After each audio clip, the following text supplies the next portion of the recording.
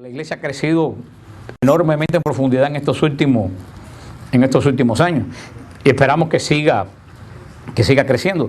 Pero es lo que sigue diciendo San Pablo. Dice, el Espíritu de Dios habita en ustedes. El que no tiene el Espíritu de Cristo no le pertenece. ¿Qué es lo que lleva a la carne? ¿Qué es lo que conlleva a la carne? Al pecado. ¿Y qué es lo que da el pecado? La muerte. Dice San Pablo, aunque ustedes hayan sido carnales y han estado marcados por la muerte, el Espíritu, que recibe el Espíritu de Cristo, ¿qué es lo que recibe? La vida. Y recibe la vida por medio de ¿qué? Lo que hablamos en los primeros capítulos, por medio de la justicia de Cristo. No porque nosotros somos buenos, sino porque cuando el Padre me mira a mí, ¿a quién ve primero? A Cristo, que es perfecto y justo. Entonces eso es lo que me hace justo a mí, cuando hablamos de la justificación. Dice en el versículo 11, y si el Espíritu de aquel que resucitó a Jesús entre los muertos habita en ustedes, aquel que resucitó a Jesús entre los muertos dará también vida a sus cuerpos mortales. Aquel que resucitó a Jesús de entre los muertos. Yo he oído a algunos protestantes decir que el Espíritu Santo resucitó a Jesús de entre los muertos. Y eso es un error. Aquí no dice, aquí dice, fíjate lo que dice. Y si el Espíritu de aquel que resucitó a Jesús de entre los muertos, el Espíritu de aquel, ¿de quién está hablando? De aquel. ¿Quién es aquel? El Padre. Dice, si el Espíritu del Padre que resucitó a Jesús, ¿quién resucitó a Jesús? El Espíritu. No, aquel. El Padre. Está hablando del Espíritu de aquel que resucitó. El énfasis no está en el Espíritu. El énfasis está en ¿quién? Aquel. El Espíritu de aquel. Ahora, fíjate, ¿cómo llama primero al Espíritu Santo? El Espíritu de Cristo. ¿Y ahora cómo lo llama? ¿Y quién es aquel? El Espíritu del Padre. Le está llamando ahora. Y si el Espíritu de aquel que resucitó a Jesús entre los muertos, ¿y quién es aquel? El Padre. Entonces primero dice el Espíritu de Cristo, ahora el Espíritu del Padre. ¿Por qué? Porque el Espíritu Santo, que es el dogma de la iglesia, proviene del Padre y del Hijo. Conviene que yo me vaya para que mi Padre les envíe el Espíritu Santo. Por eso es que decimos en el credo que procede del Padre y del Hijo. Los ortodoxos entendieron esto al revés, por eso que en el credo original de Nicea, la iglesia ortodoxa dice que el Espíritu Santo que procede del Padre. No dice, ellos no dicen que procede del Padre y del Hijo. Y eso fue una de las primeras controversias con la iglesia ortodoxa, porque ellos dicen, es una cuestión un poco enredada teológica, que ni se lo voy a explicar para no enredarlo más de lo que están, pero ellos dicen que el problema es que cuando se dice del Padre y del Hijo, se minimiza un poco el orden de Dios, que emana ¿de quién? Del Padre. Del Padre. Es lo que ellos dicen, que la monarquía del Padre se minimiza un poco cuando dice que procede del Padre y del Hijo, por eso dicen que procede del Padre. Ahora tú le dices a un ortodoxo, el Padre y el Hijo y el Espíritu Santo es un solo Dios. Sí, entonces lo que procede del Padre procede también ¿de quién? Del Hijo. Y ellos lo aceptan, pero es un problema de semántica. O sea que ellos no están mal, ni nosotros tampoco estamos mal. Nosotros lo que acentuamos más el sentido trinitario del envío. El Espíritu procede del Padre y del Hijo, porque el Padre lo envía, pero el Hijo tiene primero que irse para que el Espíritu Santo, conviene que yo me vaya, para que el Paráclito venga sobre ustedes. Dice, si el Espíritu del Padre resucitó a Jesús entre los muertos, si tú estás muerto por el pecado, el mismo Espíritu del Padre te va a resucitar a ti. Es lo que dice, es lo que quiere decir San Pablo en esta carta. Es lo que sucede con toda la persona que se arrepiente. Con toda persona que se arrepiente, ¿qué es lo que sucede? El Espíritu del Padre, el Espíritu Santo, ¿qué cosa? Lo resucita espiritualmente. Porque cuando uno peca, para Dios está muerto. Por eso, por medio del arrepentimiento, por medio de la confesión, podemos decir que es una segunda resurrección. Dice San Pablo en el versículo 12. Así que, hermanos míos, no somos deudores de la carne para vivir según la carne. Pues si vives según la carne, morirás. Pero si con el Espíritu haces morir las obras del cuerpo, vivirás. ¿Qué es lo que dice San Pablo? No le debes nada a la carne para vivir en la carne. Lo que dice San Pablo. Entonces tú dices, cuando tú vivías en la carne, ¿qué es lo único que tú tenías? Líos, problemas, angustia, falta de paz, miedo al futuro, pleito, que si aquel me dijo, que si aquel no me dijo, que si me enfermo y me muero, que si me quedo sin... Conchita, te voy a dar con la Biblia en la cabeza. José, no te rías mucho, que tú estás en remojo también. para Biblia azul. Miedo, ¿qué dice San Pablo? Eso es lo que ustedes le deben a la carne. ¿Ustedes le deben algo bueno a la carne? No. Dice San Pablo, ¿a quién ustedes le deben? Al Espíritu. Dice, ¿qué es lo que trae la carne? Muerte. Dice, pues si siguen en la carne, se van a morir. Y la muerte más horrible de todas. Porque la muerte más horrible de todas no es que te mueras físicamente, la muerte más horrible de todas es que te mueras espiritualmente. Y puedes estar caminando por ahí, estar muerto hace 4 años. Como algunos que conocemos que andan por ahí. Que andan caminando pero se murieron. No tienen esperanza, no tienen ilusión, no tienen paz, no tienen alegría, no tienen nada. Esos se murieron por anticipado. Por eso dice, si vives según la carne, te vas a morir. Dice, pero si vives en el Espíritu, dice, el Espíritu mata las obras del cuerpo y vives. Y es lo que hemos hablado, que San Pablo va a hablar en Colosenses, la batalla entre ser carnal y ser espiritual. Sigue diciendo en el versículo 14, en efecto, todos los que te dejan guiar por el Espíritu de Dios son hijos de Dios. Esto es muy importante, si lo tienen sobre sus rayos en el versículo 14. Todo el que se deja guiar por el Espíritu de Dios son hijos de Dios. Ahora, ahí es donde está el asunto. Nos dejamos guiar por el Espíritu de Dios. Nos dejamos guiar, versículo 14. O tú quieres hacer lo que a ti te dé tu realísima gana. Dice, todo que se deja guiar por el Espíritu de Dios es hijo de Dios. Ahora el problema es cómo dejarnos guiar por el Espíritu de Dios. Ahí es donde viene la pregunta, ¿cómo guiarnos por el Espíritu de Dios? Primero tenemos que conocer la Escritura. Si tú no conoces la Escritura, ¿cómo tú vas a saber cómo vivir de acuerdo al Espíritu de Dios? Y no solo tienes que conocer la palabra, porque hay gente que se sabe la palabra completa y no la aplican a la vida. Es conocer la palabra de Dios y estar atento a la voz del Espíritu de Dios, que habla de muchas y muy diferentes maneras. Y ahora la gente que me pregunta, ¿y cómo yo sé si el que me está hablando es el Espíritu de Dios o no es un otro espíritu raro por ahí? María hizo un punto, pero antes que eso, que es cierto lo que dice María, antes una cosa muy importante, tenemos que pedir el más importante de los dones después del amor, por supuesto. ¿Cuál es el don más importante después del amor? Discernimiento. Yo no entiendo que si un católico no tenga discernimiento, un cristiano que no tenga discernimiento, verdaderamente que no lo entiendo. Yo se lo digo a todo el mundo, hay que pedir, y no hay que ser carismático, porque los dones para todo el mundo. Hay que decir, Señor, dame el don de discernimiento. ¿Qué es lo que da el don de discernimiento? La capacidad de saber si lo que tú recibes viene de buen o del mal espíritu. Si tú no tienes discernimiento, tú nunca vas a saber de dónde viene lo que tú estás sintiendo. Cuando tú recibes discernimiento, te puede parecer una cosa muy piadosa, pero hay algo que tú dices, acá hay algo que no me huele bien. Puedes estar leyendo un libro muy bonito de la Virgen María y tú empiezas a leer y dices, yo no sé, esto luce muy bien, pero hay algo aquí que no me... Entras a un lugar, una casa de visita y tú sientes que hay algo ahí que a ti... Y la casa está muy lujosa y tú dices, hay algo aquí que me ahoga. No.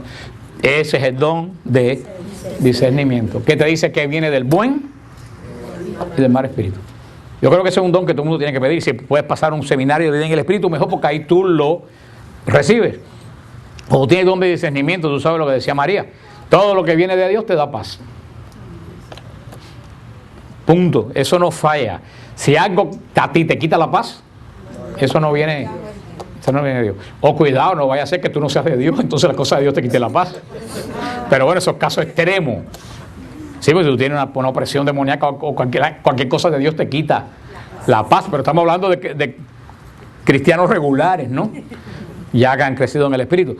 Todo lo que viene de Dios te da paz. Y la otra característica, todo lo que viene de Dios une.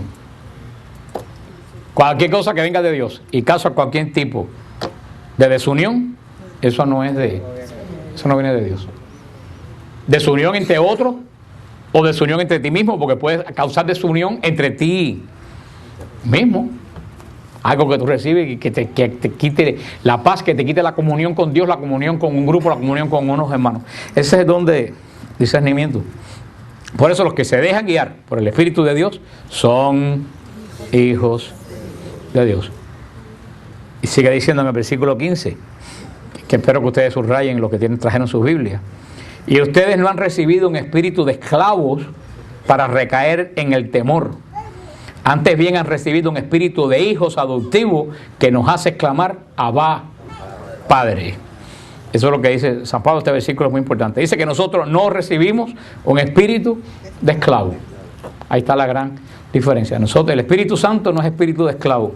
El Espíritu Santo es un espíritu de liberación. Es un espíritu de libertad que no te ata absolutamente a nadie. ¿Por qué? ¿Qué es lo que dice? Que tiene espíritu de esclavo.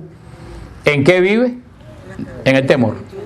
Dice, ustedes no han recibido un espíritu de esclavo para recaer en el temor. Casi todos los que no tienen el Espíritu de Dios viven con un continuo temor. Pones el televisor, esta noche cuando te vas a tu casa, y si no tienes el Espíritu de Dios te dan ganas de abrir un hueco y enterrarte antes de tiempo. Porque se acaba el 401k, se acaba el retiro, se acaba todo, aparentemente no va a quedar absolutamente nada, todo se derrumba, todo Una persona que no tiene el Espíritu de Dios, hermano, se vuelve loco. Esos son la gente que cogen, matan a la familia y se suicidan después. Como un caso que hubo por allá arriba, no sé por dónde, que el hombre perdió el trabajo. Fue en California. Un hombre que perdió el trabajo y la esposa también, y mataron a los 4 niños y se mataron ellos. Eso es espíritu de muerte, eso no es espíritu de Dios. No, eso es otra cosa, mejor no anden ahí. Eso es un espíritu de temor. Una persona que tiene a Cristo pierde el trabajo y dice, ya el Señor por algún lado proveerá. Y cría a sus 4 hijos. No los mata. Créanme que el único que puede hacer eso es Satanás. Y nada más que entra en el espíritu de alguien que nunca ha tenido el espíritu de Dios. Y punto. Eso es lo que sucede. ¿Y cuánta gente se matan por problemas financieros? Problemas que pueden pasar a los 4 meses. Y se acabó. Y después todo el mundo sigue tan campante y tan contento. Y esa persona, que yo le digo a la persona, en vez de quitarse un problema, se metió en el gran problema. Pero que en el problema que se metió no tiene solución, que es condenación eterna. Por eso es muy importante que dice San Pablo en el versículo 15, que nosotros no hemos recibido un espíritu de esclavo. Nosotros tenemos un espíritu de libertad.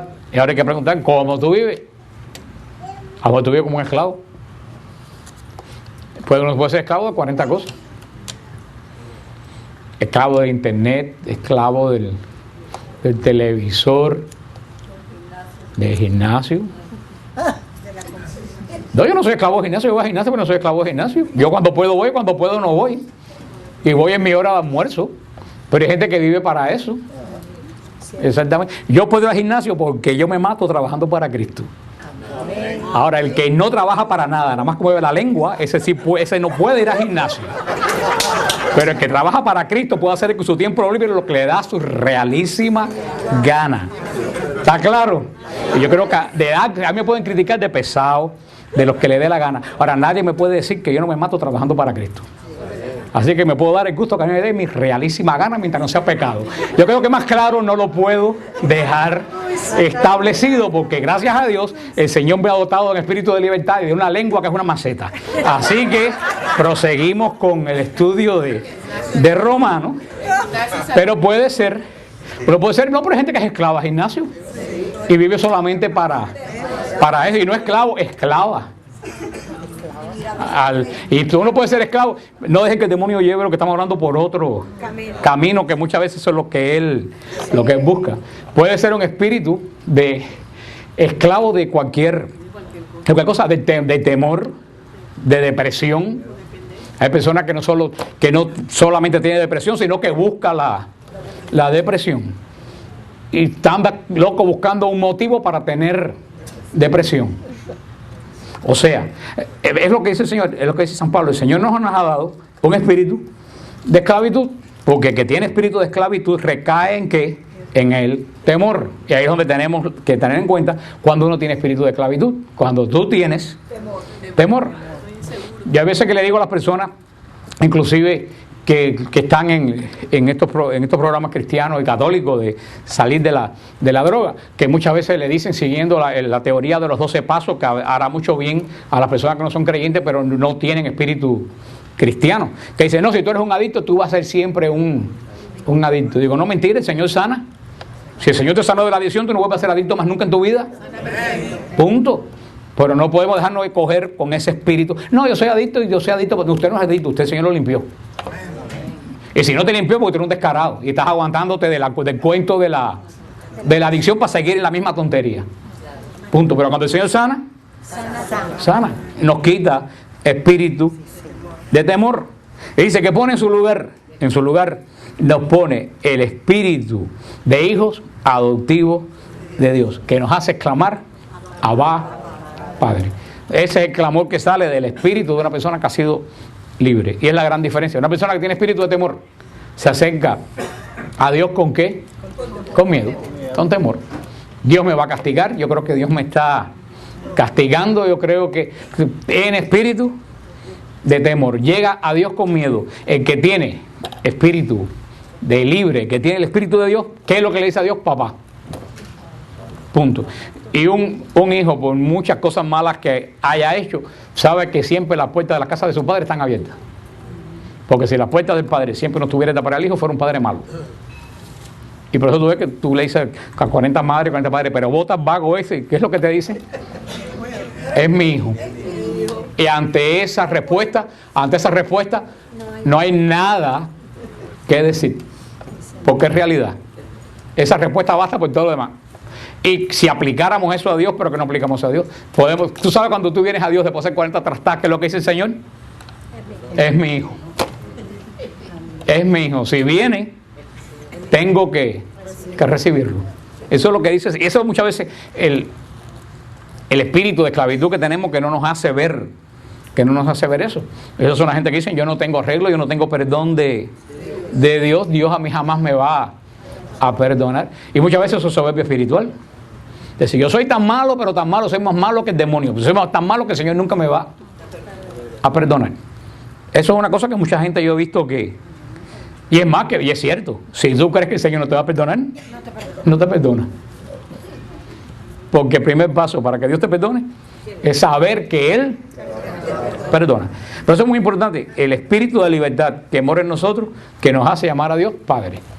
Ese concepto de llamar a Dios Padre es un concepto revelado por Jesús. Porque en Israel nunca se llama a Dios Padre.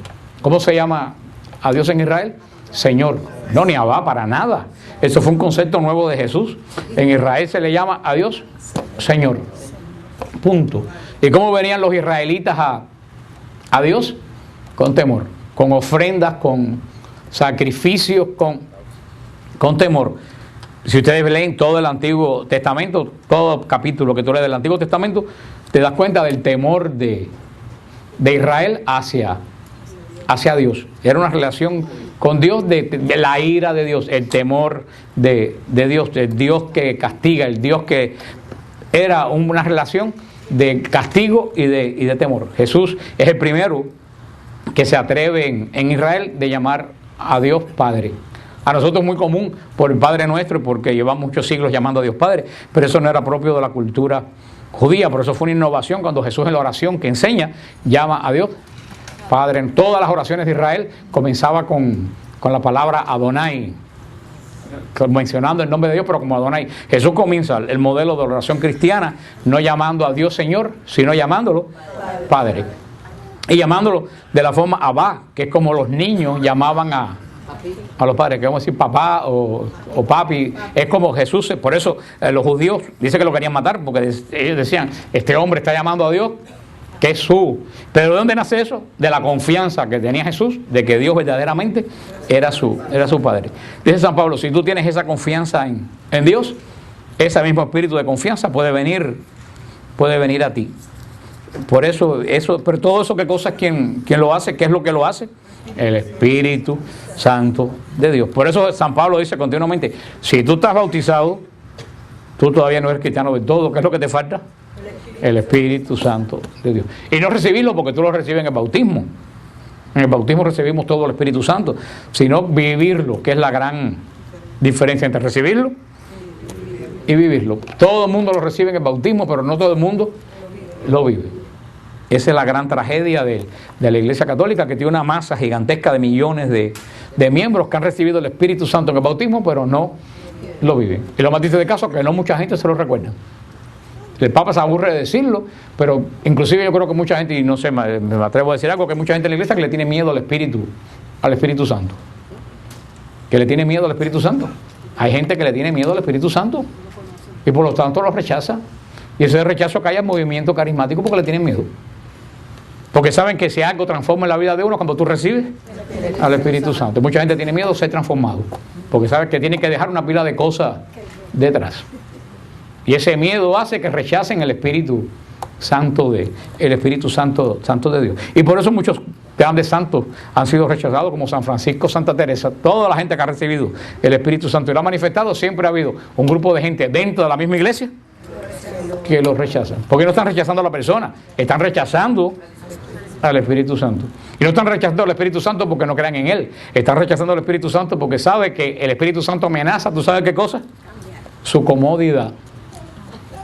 Hay muchas cosas que tienen que dejar detrás y recibe el Espíritu Santo de Dios. El Espíritu, dice que en el versículo 16, el Espíritu mismo se une a nuestro espíritu para dar testimonio de que somos hijos de Dios. Esto es muy importante. Dice San Pablo que el Espíritu mismo se une a nuestro espíritu. ¿Para qué? Para dar testimonio. ¿Por qué? Porque en Israel el testimonio válido era solamente de dos personas. No valía el testimonio de una sola persona. En Israel judicialmente se hace falta el testimonio de dos que coincidieran. Por eso es que dice San Pablo, aquí hay testimonio de verdad.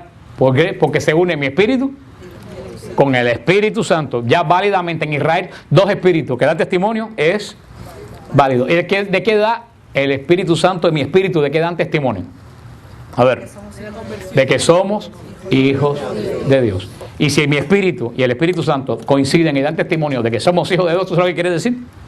Que yo verdaderamente soy hijo de Dios. Y fíjense, otro lo dice San Pablo en el versículo 17. Y si hijos, también herederos. Herederos de Dios y coherederos con Cristo. Ahí que dice, donde está la parte importante, dice San Pablo, si el Espíritu Santo da testimonio con tu espíritu de que tú eres hijo de Dios, eso es lo que uno tiene que preguntarse. Da el Espíritu Santo testimonio conmigo de que yo soy hijo de Dios. Ojalá, porque a lo mejor tú crees que eres hijo de Dios, pero tú sientes que el Espíritu Santo te dice todavía te falta bastante. Porque a veces me dice, oh, yo soy un hijo total de Dios, pero algo dentro de ti te dice, todavía, busca aquí y busca aquí. Por lo menos el Señor, bueno, por lo menos estoy en el camino. Pero dice, si tú eres hijo de Dios, somos herederos. ¿Y herederos de quién? De Dios. Si somos herederos de Dios, dice San Pablo, somos coherederos con Cristo. ¿Qué cosa es un coheredero? Como dice Lucía, dos personas que comparten una misma herencia. Si alguno de ustedes tiene mucho dinero, muere y quiere dejarme parte de su herencia, me hace a mí coheredero, lo cual me vendría muy bien. Pero desafortunadamente no creo que aquí pise nadie de que tenga nada de dejarme herencia que a mí me interesa. A no ser que tenga misa María, que tenga algo escondido por ahí que yo no sepa. Pero coheredero es una persona que tiene la misma herencia que usualmente le deja una persona que tiene que donar. Por eso dice San Pablo, hay una herencia que yo comparto con Cristo de Dios. ¿Y cuál es la herencia que yo comparto con Cristo de Dios? Bueno, por supuesto, como dice María Marta, primero que nada, de hijo de Dios. Pero como hijo de Dios compartimos la vida eterna. Eso es lo primero que yo comparto con la herencia de Dios en la vida eterna. ¿Para qué tú quieres una pila de dones si te mueres y no lo puedes disfrutar? Eso es lo más importante de todo. ¿Para qué tú quieres que te deje una herencia? Como el Señor dice en el Evangelio, aquel que dijo, llené mis graneros, ahora voy a descansar. Y dice el Señor, insensato, esta noche te llevo. ¿De qué te sirve a ti ganar una herencia de millones de dólares si te mueres los 2 días? O sea, yo creo que, y por eso que la gente dice, bueno, que se gana la lotería, que le regalan algo, que tenga, ¿qué cosa? Salud para disfrutarlo. Y eso es lo más importante. ¿De qué te vale tener paz, gozo, alegría, todas las bendiciones del mundo si no tienes vida? Por eso la primera herencia que recibimos como coherederos de Dios en Cristo es la vida eterna. También, ¿qué otra cosa recibimos en coherencia con Cristo? La resurrección de la carne. Cristo resucitó entre los muertos. Eso es nuestra esperanza. Y dice San Pablo, Cristo es el primero de todos los resucitados. Nosotros vamos a resucitar de una forma que no sabemos. También con Cristo compartimos no solo la vida espiritual, sino la vida, la esperanza en una vida física. Cristo ya resucitó, nosotros vamos a resucitar. Y ahora, y con todo lo demás, imagínate todo lo que Cristo, como Hijo de Dios, puede haber recibido de Dios. Todo eso nosotros también lo recibimos. Hijos como hijos adoptivos. Somos coherederos. Por eso tú puedes mirar en Cristo todo lo que recibió Cristo del Padre, y todo eso que recibió Cristo del Padre, tú lo puedes recibir. ¿Sí qué? Si eres coheredero con Cristo. ¿Y cómo entonces coheredero con Cristo? Si el Espíritu de Dios mora en ti. Fíjate que está toda la clave que San Pablo está dando vuelta. Dice, Cristo murió por nosotros, estás bautizado, pero te falta algo.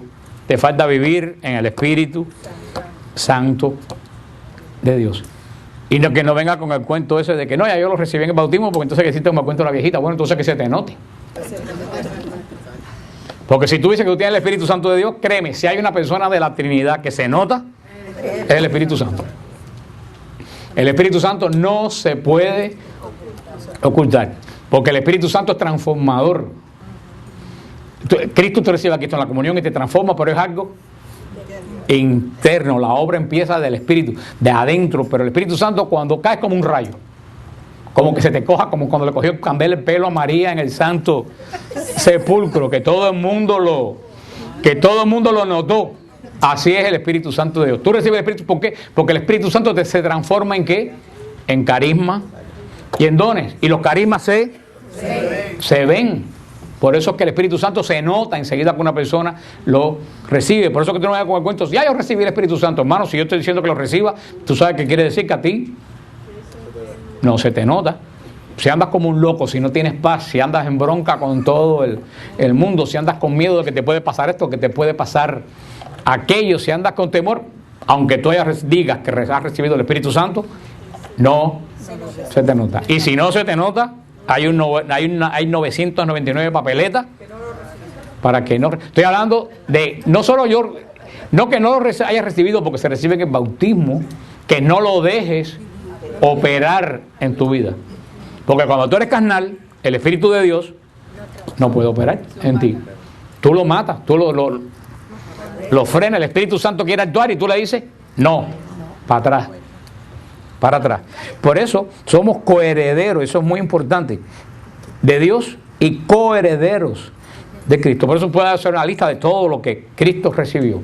Si recibió gloria, tú vas a recibir gloria. Si recibió paz, tú vas a recibir paz. Si Cristo hace milagros, tú vas a hacer milagros. Todo lo que recibió Cristo de su Padre, nosotros también lo recibimos. Dice en el final, si compartimos sus sufrimientos para ser también con Él glorificado. Yo no sé qué hacen los protestantes con esta última parte de la carta a los romanos, porque ellos continuamente andan diciendo, si tú eres cristiano ya tú no sufres más, si tú eres esa secta por ahí, pare de sufrir, tienen remedio para todo tipo de sufrimiento. E inclusive muchos cristianos pentecostales dicen, no, sabes que tú recibes a Cristo, ya tú estás en victoria, ya todo ya todo. Entonces, fíjate lo que dice San Pablo. Y hijos también herederos de Dios y coherederos con Cristo. Si compartimos sus sufrimientos, también con Él vamos a ser glorificados. Porque junto con la coherencia de Cristo, de bendiciones y de bienes que hemos heredado con la coherencia de Cristo, los sufrimientos de Cristo. Y si nadie llega a la resurrección, si primero no pasa por la cruz. Eso no le des más vuelta. Porque para resucitar, primero hay que morirse. Punto. Si tú no mueres, no resucitas. Por eso, dice bien claro San Pablo en Romanos 8:17. Si compartimos con Cristo sus sufrimientos, vamos a compartir con Él su gloria. Ahora es cuando verdaderamente tú tienes que ver, cuando lleguen los sufrimientos a la vida de uno, tiene dos posibilidades. Si recibe, que a todo el mundo viene, porque desafortunadamente el sufrimiento está ahí. Es imposible. ¿Por qué está ahí? Porque el demonio está ahí y es el padre del sufrimiento. Eso no es nada que podemos, hasta que el demonio no sea derrotado, totalmente, no solo derrotado, eliminado, el sufrimiento sigue estando ahí porque eres fuente de sufrimiento. Y el demonio ha sido derrotado, pero no ha sido eliminado, porque la obra de Cristo aún no se ha terminado hasta que Él regrese. Así que la fuente de sufrimiento está ahí. Y el 90% de las veces nosotros mismos somos fuente de nuestro sufrimiento. Pero dice San Pablo, cuando el sufrimiento llega a tu vida, porque de que viene. Yo no conozco a nadie que no lo tenga, definitivamente. Y si no lo tiene, más problema que si lo tiene. Porque yo digo, a quien único el demonio no molesta, al que tiene seguro del lado de él. Como ese lo tiene seguro del lado de él, trata de mantenerlo lo más, para que no se le vaya. Mientras más problemas tengo, tú dices, seguro que estoy en el bando de los que están dando la batalla, porque si el demonio se toma tanto trabajo en molestarme, por algo debe ser. Cuando llegue el sufrimiento, de que llega, como les dije, tenemos dos opciones: o maldecir a Dios y morirnos espiritualmente, o unirlo a los sufrimientos de Jesús en la cruz para ser con Él glorificado. Porque si morimos en el sufrimiento, resucitamos a la vida eterna. Así que eso es uno de los tantos misterios que a veces digo, yo no sé qué evangelio predican esta gente de estas iglesias, porque el evangelio de San Pablo, que no solo el evangelio de San Pablo, el evangelio de Cristo, pero sobre todo lo que predica San Pablo, que ellos tanto mencionan, continúa. Es que inclusive, ¿qué fue la vida de Pablo? Si no fue una vida de sufrimiento, perseguido por los judíos, cada 5 minutos le daban una tunda de palo, lo ponían en un cepo, nadie le hacía caso, se confundaba comunidades y se les desbarataban, problemas en la vista, no tenía dinero, tenía que trabajar tejiendo cestas para ganarse la vida, y por último le cortaron la cabeza. Ahora dime tú, ¿cómo los protestantes dicen que el que sufre no es de Dios? Entonces tenemos que partir que San Pablo no era de Dios. O sea, si tú lees Timoteo, si tú ves la vida de todos los apóstoles, fueron vidas verdaderamente de persecución después si miras toda la vida de los santos en la iglesia, mártires, si no con la vida, a lo mejor sí con el espíritu. Sí, es que, como yo le digo, toda esa cosa de ven a mi iglesia que se quite el sufrimiento, lo único que se le quite el sufrimiento es al pastor. Sí, porque para que nadie les come el cerebro, les pongo un ejemplo de algo que le pasó ayer. Y como ustedes son tan chismosos, ahora van a atender. Sí, porque verdaderamente la herencia de Cristo no es chisme. Pero ustedes son coherederos con alguien. Si ustedes fijan, ayer dieron una noticia en el noticiero, y esta mañana lo estaban dando, que entraron unos ladrones a una iglesia pentecostal de Fort Lauderdale, creo que se llamaba Christ Cathedral, la Catedral de Cristo, porque también nos tiran piedras, pero continuamente están poniendo nombres de nosotros. La Catedral de Cristo, una iglesia que no es grande. No sé ustedes, ¿quién vio la noticia por el televisor? Los demás seguro que ven la cubanísima, por eso no se enteraron que a Laje lo destituyeron de... Y si no ven ni la cubanísima, ni ven la noticia, están muy mal. Y a lo mejor no saben ni que las torres se cayeron en el 2001, pero bueno. Pero dicen en el noticiero que esta iglesia, los que vieron la noticia vieron que es una iglesia chica, no es una iglesia grande, una iglesia chiquita. Y se llevaron un keyboard y pero lo que más preocupa al pastor, porque lo dijeron, pero que no está en la cosa no se da cuenta. Lo que más preocupa al pastor es que se llevaron el modem de la computadora. ¿Y por qué se llevaron? ¿Por qué están tan preocupados, pastor? Lo dijo él, porque se llevaron el modem, porque ahí están todos los datos, inclusive el Social Security de sus 3.500 miembros. O sea que a cada miembro, ¿tú sabes lo que le pedían? El Social Security. ¿Y tú sabes para qué le pedían el Social Security? ¿Para reportarlos a la policía si se les pierde? No, para saber cuánto ganan. ¿Y por qué el pastor quiere saber cuánto ganan? Porque le exige anualmente el diezmo de lo que ganan. Ahora, es una iglesia chiquita, son 3.500 miembros. Vamos a poner por lo bajito, que todo el mundo gana $20,000 al año. El 10%, ¿cuánto es? 2.000. Multiplica 2.000 por 3.500. Más a 11 millones. Más a eso, súmale las ofrendas que se recogen el domingo. Una iglesia así. Y después tienen la desfachatez de decir que la iglesia católica es rica. cuando nosotros lo único que echamos en ese pillo es $1, si acaso. Y los que van el domingo, hermano, 11 millones al año. Y a todos, yo quisiera decir, a todos ustedes yo les exijo Social Security de ustedes, ninguno más regresa al grupo. Ahora yo digo, ¿qué poder tienen esa gente de convicción para quitarle a la persona el Social Security y quitarle el 10%? Porque yo lo sé de buena tinta, que peor que el pastor, ¿tú sabes quién es? La pastora. Porque esa es la que llama. Y dice que llaman a los trabajos y llaman a la gente y tú no diste el diezmo y tú no has dado el diezmo y tú tienes que dar el diezmo. Y ahí va el 10%. Y estoy hablando gente que gane 20,000. En Fort Lauderdale, yo me imagino que por esa zona, la gente tiene que ganar mucho más. Y ahí no hay escape de que yo no tengo dinero en este mes. No, ahí es el 10, porque te dicen, cuando no tienes dinero es cuando más tienes que dar para que Dios te bendiga. O sea, yo le digo a ustedes eso para que nadie venga a ustedes después a hacerles cuentos. Y eso pasa en todas las esquinas de Miami. Eso pasa en todas las esquinas de Miami.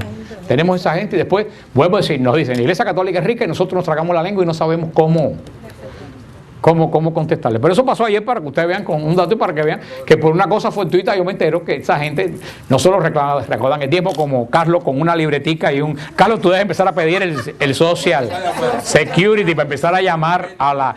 Yo tengo que desgastarme aquí gritando que voy a cerrar el grupo para colectar $600 al mes. Tengo que amenazar que cierro el grupo y todo eso. ¿Sí? Y esa gente recoge 100 millones anuales. Un misterio espiritual que yo no acabo de entender, pero bueno. Y como siempre, para una sola persona, porque quien dirige esa congregación es una sola persona y él no tiene nadie por encima de él. Él no tiene superior que lo fiscalice, que le chequee la finanza porque está libre de tax y no tiene que presentar income tax. No tiene que presentar income tax, ni el gobierno puede exigirle revisión de ningún libro ni nada. Él es el dueño absoluto de eso que se está recogiendo, porque la Arquidiócesis de Miami y el Vaticano todos los años saca un estado de cuenta por asociaciones certificadas de contadores que no son de la iglesia. La iglesia lo saca todos los años. La iglesia mundial te dice, entró tanto y se gastó tanto en esto y en esto. Si ustedes no lo saben, todos los años el Vaticano da el estado de cuenta y casi siempre nosotros lo ponemos en Siloé cuando el Vaticano saca el estado de cuenta anual. ¿Qué se recogió y en qué se gastó? Eso para que tengan ustedes una idea cuando alguien venga